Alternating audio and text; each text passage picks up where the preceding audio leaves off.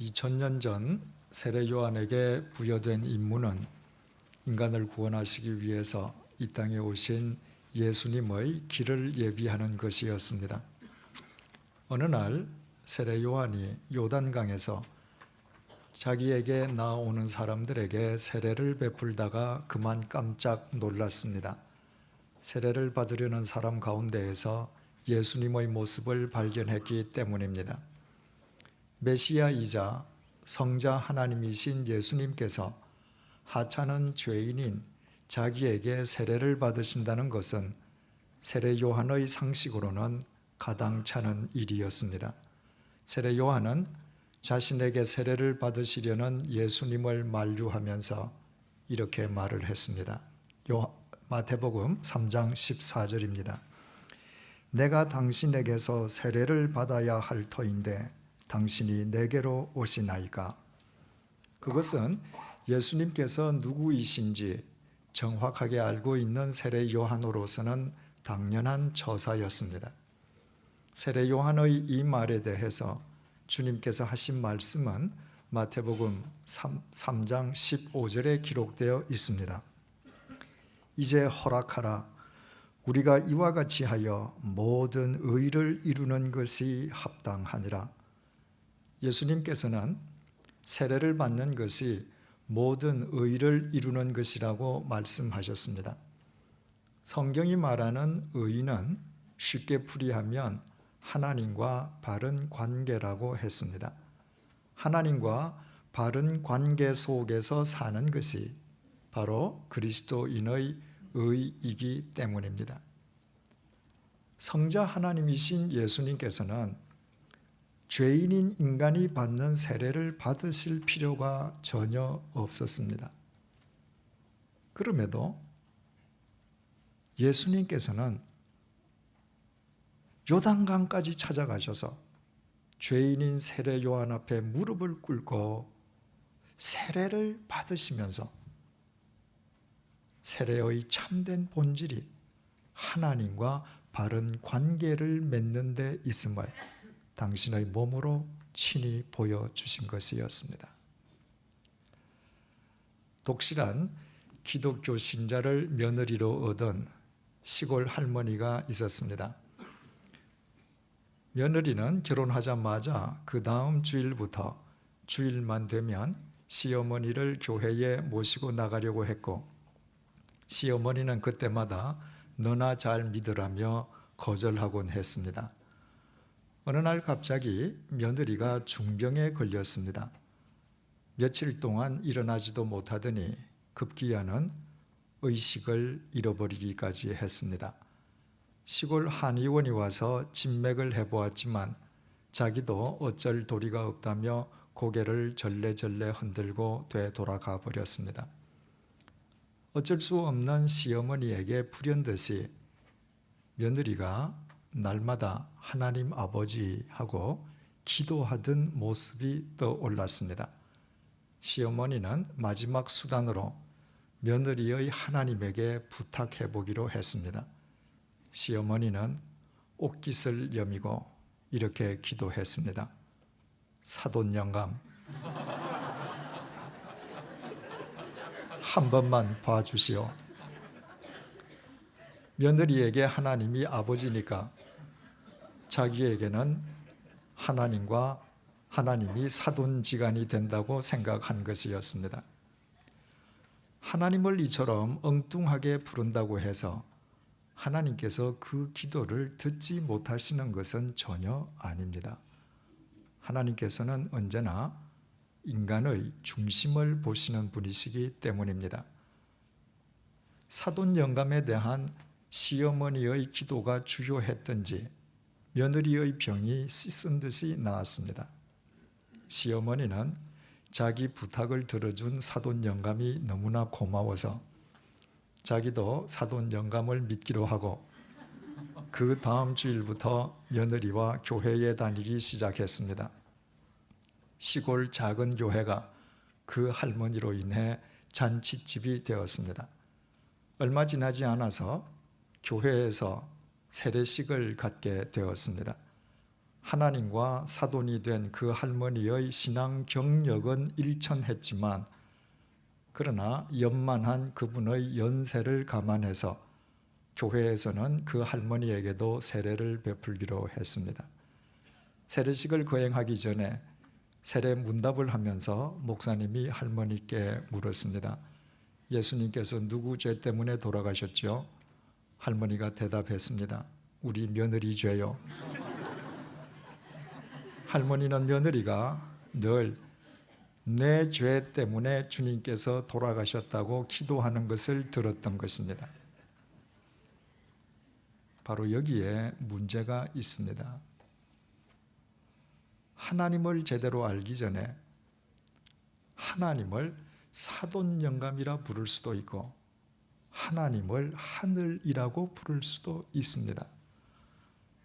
그래도 하나님과의 관계가 시작되지 않는 것은 아닙니다.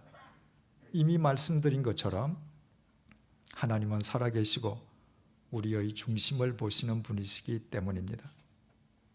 그런데 예수 그리스도께서 내 죄로 인함이 아니라 며느리 죄 때문에 돌아가셨다는 생각으로는 하나님과 바른 관계가 절대로 성립될 수 없습니다. 나의 죄인됨과 내 속에는 내 자신을 구원할 능력이 없고 오직 영원한 구원자이신 삼위일체 하나님만 인간을 구원하실 수 있음을 믿는 사람만 하나님과 바른 관계를 형성하고 지속하고 또 심화시켜 나아갈 수 있습니다. 그리고 세례는 하나님과 바른 관계를 맺었음을 혹은 하나님과 바른 관계를 맺기 시작했음을 공개적으로 공포하는 예식입니다. 제가 책을 통해서 소개한 적도 있습니다마는 세례와 관련해서 침례교 목사와 장로교 목사 사이에 얽힌 재미있는 일화가 있습니다. 한 동네에 침례교 목사와 장로교 목사가 친형제처럼 사이좋게 지냈습니다. 두 목사의 가족들도 마치 한 피부지처럼 가까이 지냈습니다. 그런데 그 두 목사가 어느 날 대판으로 싸우게 되었습니다. 침례교 목사가 장로교 목사를 공박한 것이 싸움의 발단이었습니다. 침례교 목사가 세례는 온 몸이 물에 잠기는 침례라야 진짜 세례이지 어떻게 머리에 물 몇 방울 뿌리는 것이 참된 세례가 될 수 있느냐고 장로교 목사를 공박한 것이었습니다. 그 공박에 대해서 장로교 목사가 맞서기 시작하면서 두 사람 사이에 벌어진 설전의 내용이 이렇습니다. 아니, 성경 어디에 반드시 침례여야 한다는 말이 있습니까? 왜 성경에 없습니까? 예수님께서도 세례를 받으러 요단강에 내려가셨다고 성경이 증거하고 있지 않습니까?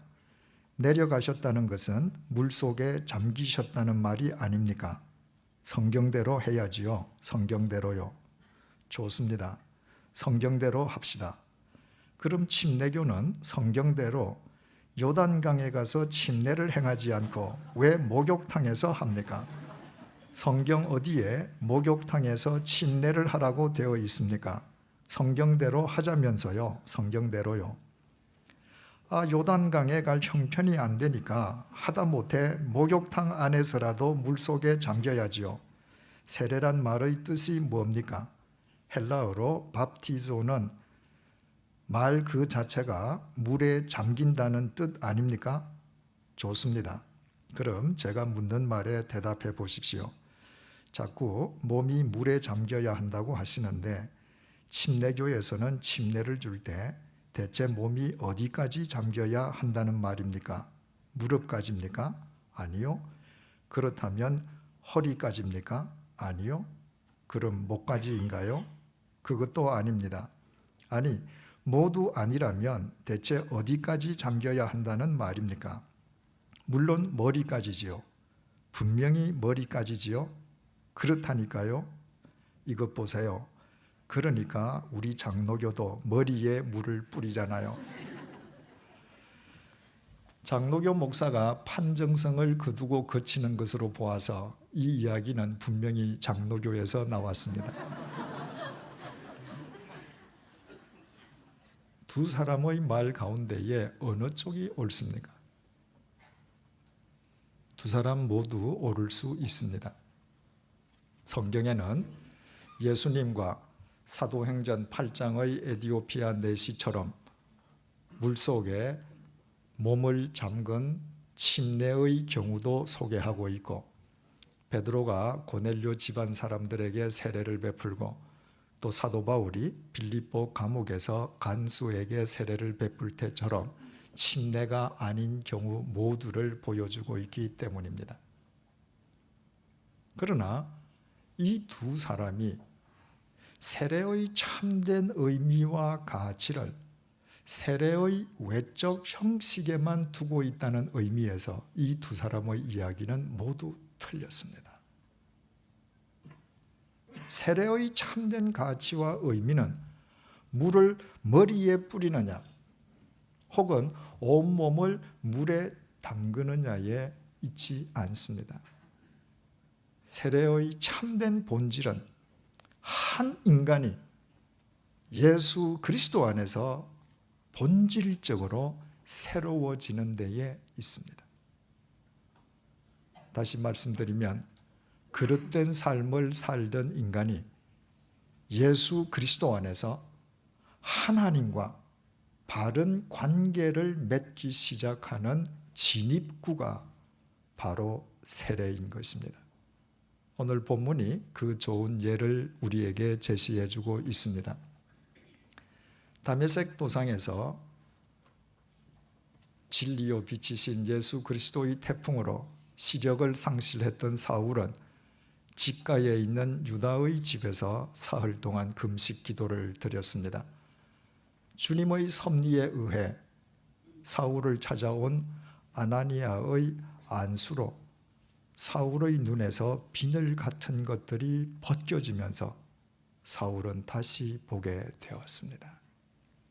사울은 그동안 자신의 눈에 허망한 욕망의 비늘, 추하디 추한 이기심의 비늘, 그릇된 편견의 비늘, 고작 공동묘지에서 한 줌의 흙으로 끝나버릴 자기라는 우상의 비늘을 뒤집어 쓰고 살면서도 자기 눈에 그런 비늘들이 끼어 있다는 사실 자체를 상상조차 하지 못했던 사람이었습니다. 그렇게 비늘을 뒤집어 쓰고서야 어떻게 세상을, 만물의 실상을, 삼위일체 하나님을 바르게 볼 수 있겠습니까?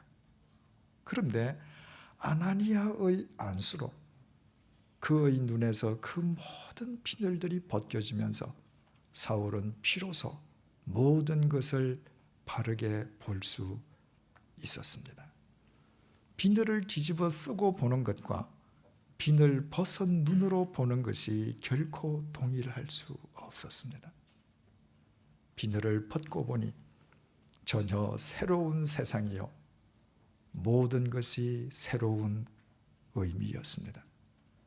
특히 우리말 다시보다로 번역된 헬라어 아나블레포는 위를 보다는 의미이기도 하다고 했습니다. 사울은 비늘이 벗겨지고서야 비로소 위를 향해 그 자신이 그동안 부정해왔던 예수님께서 성자 하나님이심을 우러러 배웠습니다. 십자가에 못 박혀 돌아가신 예수님께서 부활하셨을 뿐만 아니라 자신과 함께하고 계시는 임마누엘 하나님이심을 우러러 배웠습니다. 자신이 주님을 알기도 전에 주님께서 자신을 먼저 선택해 주신 사랑의 주님이심을 우러러 배웠습니다.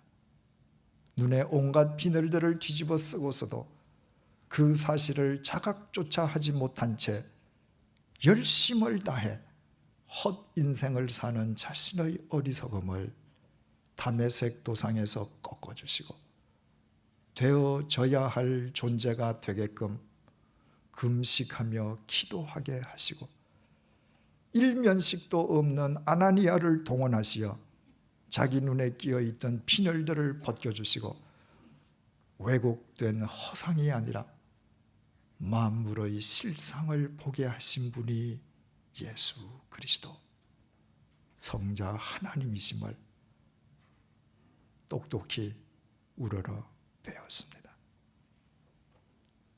그리고 그 직후에 사울이 무엇을 했었는지를 본문 18절은 이렇게 전해주고 있습니다. 즉시 사울의 눈에서 비늘 같은 것이 벗어져 다시 보게 된지라. 일어나 세례를 받고 눈에서 비늘들이 벗겨져서 아나블레포하게 된 사울은 그 즉석에서 일어났습니다. 헬라어 아니스테미는 자리에서 일어나는 동작을 뜻하기도 하지만 새로운 일이나 새로운 삶을 결단하는 것을 나타내는 표현이기도 합니다. 사흘 동안 상실한 시력을 회복한 사울이라면 회복한 시력으로 할 일이 얼마나 많았겠습니까?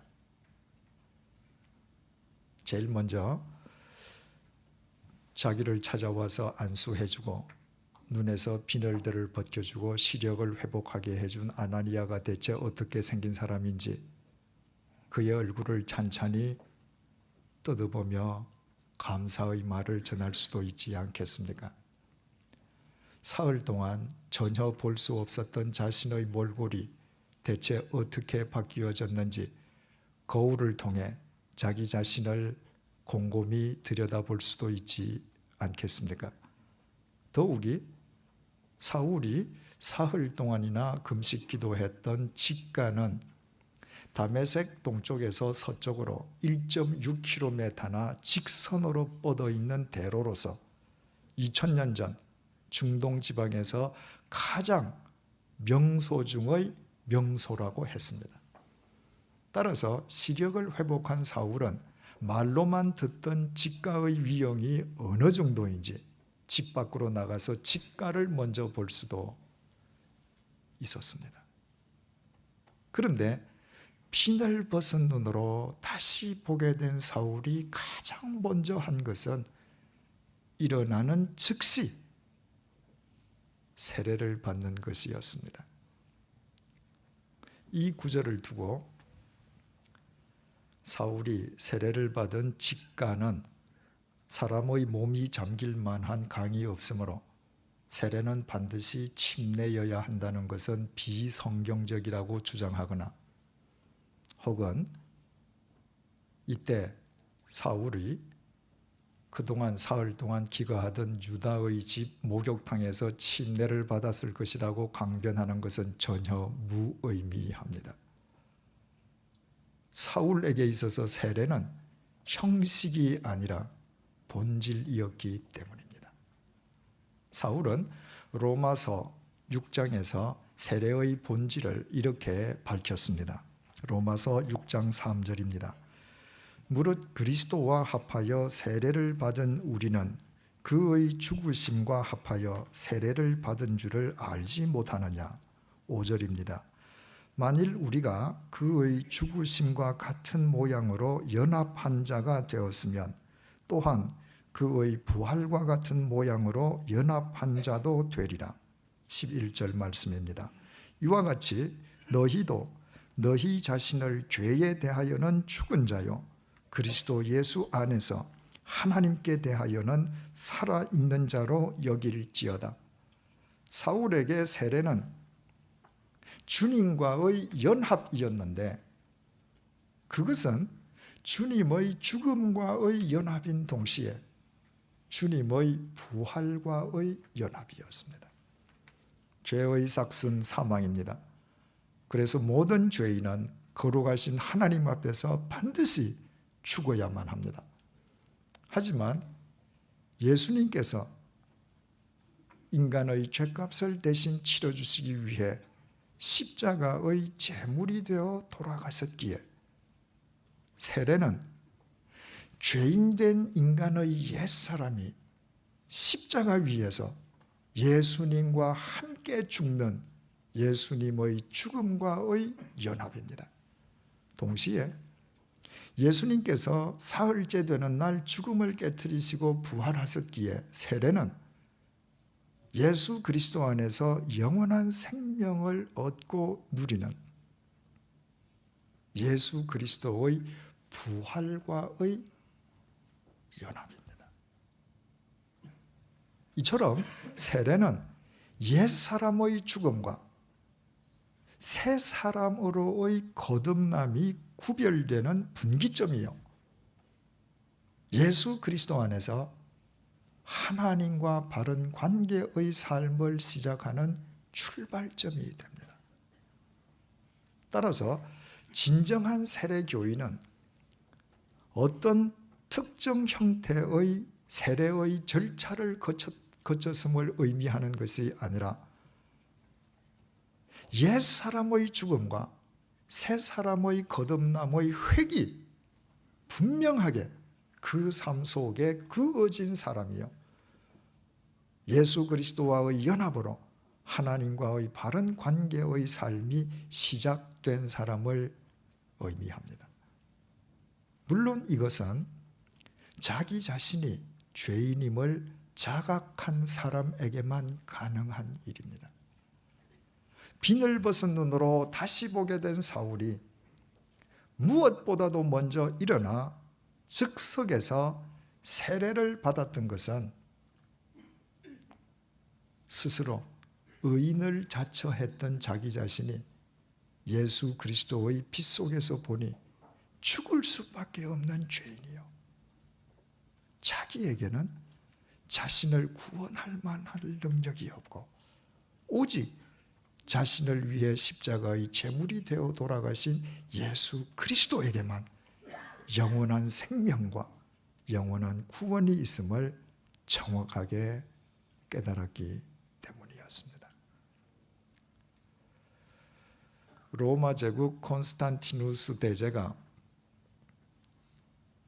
기독교를 받아들이자 그의 휘하의 모든 병사들도 기독교로 개종할 수밖에 없었습니다. 병사들은 기독교로 개종하면서 모두 물속에서 세례를 받았습니다. 물속에 들어가 온몸이 물에 잠기는 침례를 받은 것입니다. 그런데 그 병사들 가운데에 상당 사람들이 침례를 받으면서 오른손만은 물 밖으로 내어 민 채 세례를 받았습니다. 칼을 휘두르는 오른손만은 앞으로도 계속 내 뜻대로 사용하겠다는 뜻이었습니다. 아무리 세례가 그리스도의 죽음과의 연합이라 할지라도 내 오른손만은 죽을 수 없다는 의미였습니다. 그들은 분명히 세례를 받기 위해 강물 속으로 들어갔습니다. 머리까지 물속에 담그었습니다. 그러나 오른손만을 예외로 삼으려고 했던 그들이 그리스도 안에서 온전히 죽을 수는 없었을 것이고 주님의 죽음과 온전히 연합하지 못한 그들이 주님의 부활과 온전히 연합할 수도 없었을 것입니다. 그들은 세례라는 형식은 거쳤지만 그러나 그리스도와의 연합을 통해 하나님과의 바른 관계의 삶을 시작하는 진정한 그리스도인이 되기는 어려웠을 것입니다. 세계적으로 유명한 일본의 신학자 우치무라 간조 선생은 비가 쏟아지는 날 비 속에서 홀로 스스로 세례를 받았음을 자신의 책을 통해 고백하고 있습니다. 그날 쏟아지는 비 속에서 우찌무라 간조 선생의 옛사람은 죽고 그리스도와의 연합을 통해서 하나님과의 바른 관계의 삶이 시작된 것이었습니다. 그러나 비 속에서 자기 홀로 세례를 받은 우찌무라 간조를 가리켜서 세례교인이 아니라고 그 누구도 부정하지 않습니다.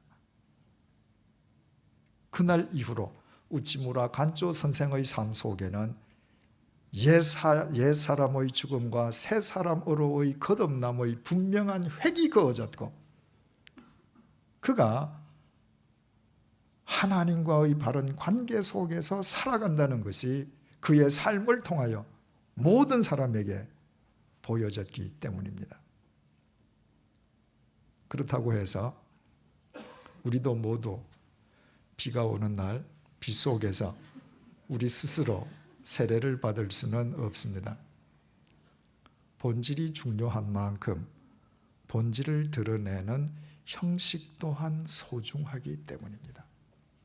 본문의 사울은 두말할 것도 없고 심지어는 예수님마저도 세례의 본질을 보여주시기 위해 2000년 전 당시의 형식을 따라 죄인 앞에 무릎을 꿇으시고 세례를 받으셨다면 하물며 우리야 두말해 무엇하겠습니까? 이 자리에 있는 우리는 모두 감리교, 성결교, 침례교, 장로교, 천주교 등 출신 교파와 종파가 다 같지 않습니다. 그래서 우리는 모두 상이한 형태의 세례를 거쳤을 수 있습니다. 또는 아직까지 세례라는 형식적 절차를 거치지 않은 분들도 상당수에 달합니다. 그렇지만 우리는 모두 한 가지 의미에서는 동일합니다. 우리가 어떤 형태의 세례를 거쳤든지 간에 아직까지 세례의 외적 형식을 거치지 않았다 할지라도 우리는 모두 본질적인 세례 교인이 되어야 한다는 것입니다. 우리 모두 예수 그리스도의 죽음과 연합하여 우리의 옛사람이 죽어지고 예수 그리스도의 부활과 연합하여 예수 그리스도 안에서 하나님과의 바른 관계의 삶을 시작할 수 있어야 합니다. 그것만이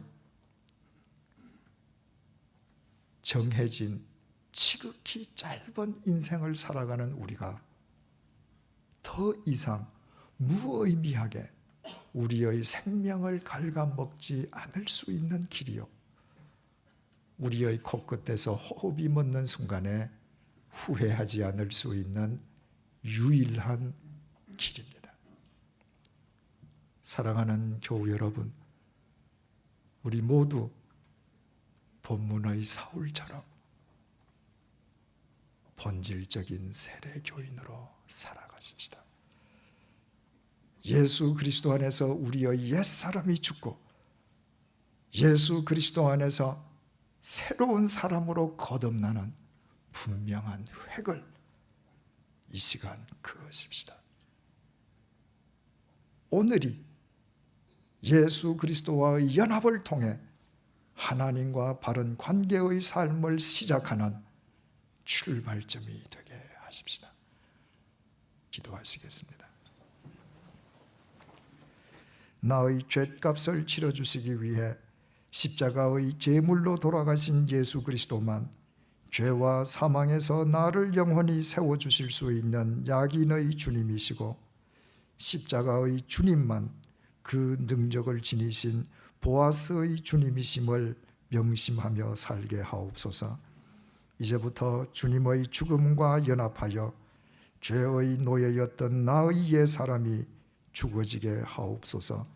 죽음을 깨뜨리고 부활하신 주님의 부활과 연합하여 하나님과 바른 관계를 맺는 새로운 삶을 시작하게 도와주옵소서. 어떤 형식의 세례를 받았든 아직까지 세례를 받지 않은 분들이라 할지라도 오늘부터 우리 모두 본질적인 세례 교인으로 살아가게 도와주옵소서. 이 시간 우리의 삶에 하나님과의 바른 관계가 시작되는 분명한 회귀 그어지게 하옵소서. 예수님의 이름으로 기도드립니다. 아멘.